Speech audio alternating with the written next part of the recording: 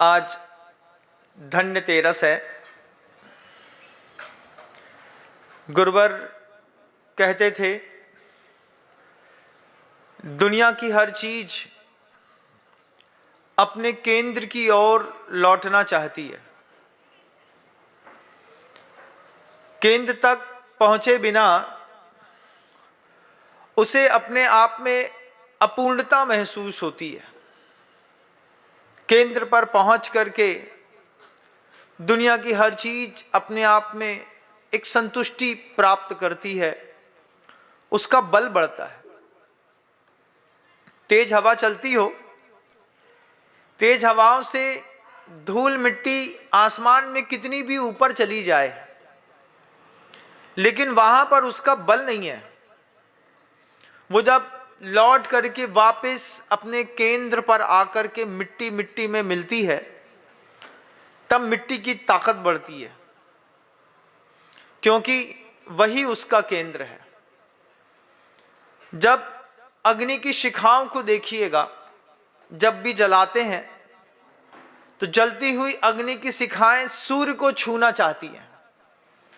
जितनी बड़ी शिखाएं होती हैं, जितनी बड़ी लपट होती है, उस लपटों की एक ही भावना होती है कि जहां मेरा वर्चस्व है, जहां पर सर्वाधिक ताकत मेरी बढ़ती है, वहां तक पहुंच जाऊं।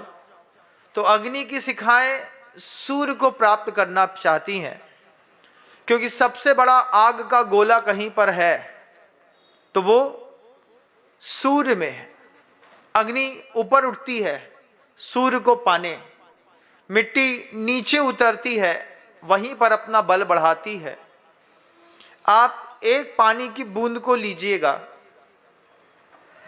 वो पानी की बूंद एक है तो स्थिर है, जैसे ही दो होती है तो वो थोड़ा सा खिसकती है, 2 की 10 होती है तो वो गतिमान होती है, उसमें बूंद से बूंद और मिलती है, बिना कहे पानी अपनी गति पकड़ता है।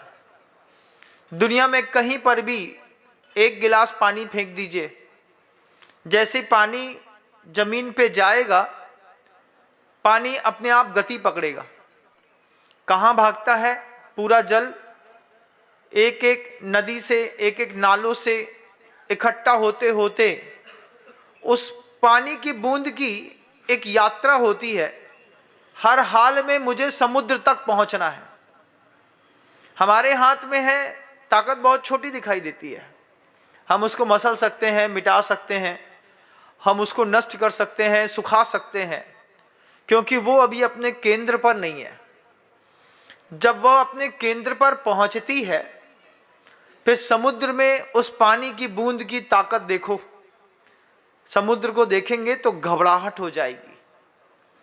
आचार्य भगवंत का एक दोहा है, बूंद बूंद के मिलन से जल में गति आ जाए, सागर बन सरिता बन सागर मिले, सागर बूंद समाए।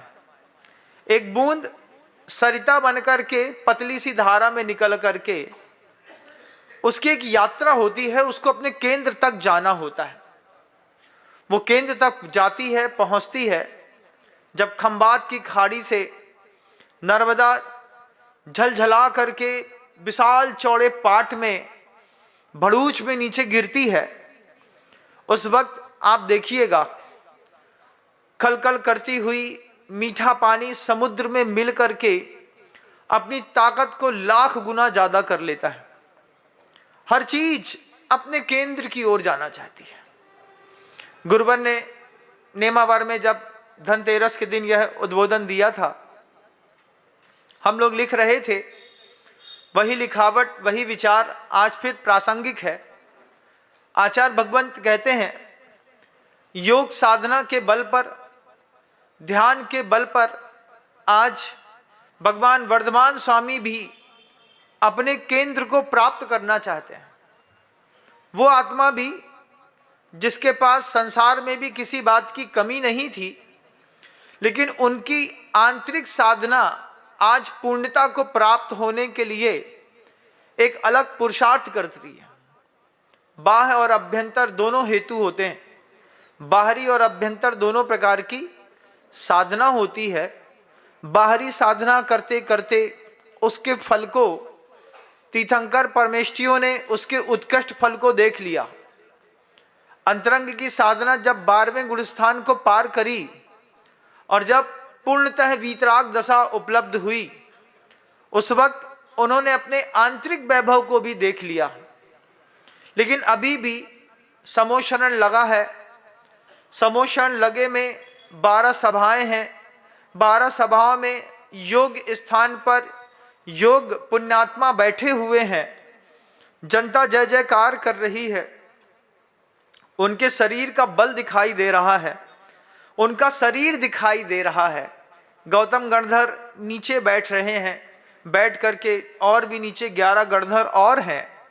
इसके अलावा पूरी सभाएं हैं, लाखों की संख्या में आरिकाएं, मुनि, केवल ज्ञानी, अवधि ज्ञानदानी धारी, मनः पर्या ज्ञानधारी से लबालब भरा हुआ वह समोशरण प्रभु ने कल छोड़ दिया था।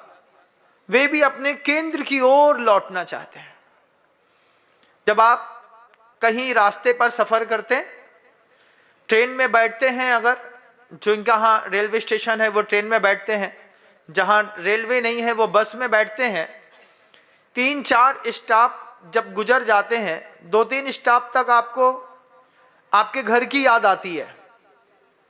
लेकिन जब 10-12 स्टॉप निकल जाते हैं तो फिर आपको अगली मंजिल की याद आती है।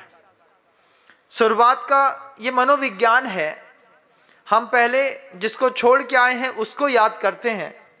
जब हम सफ़र में बहुत आगे निकल जाते हैं तो फिर जहां हमें पहुंचना है उसकी आकुलता होना शुरू हो जाती है कि वो हमें कब मिलेगा, कब आएगा, कब आएगा, कब आएगा।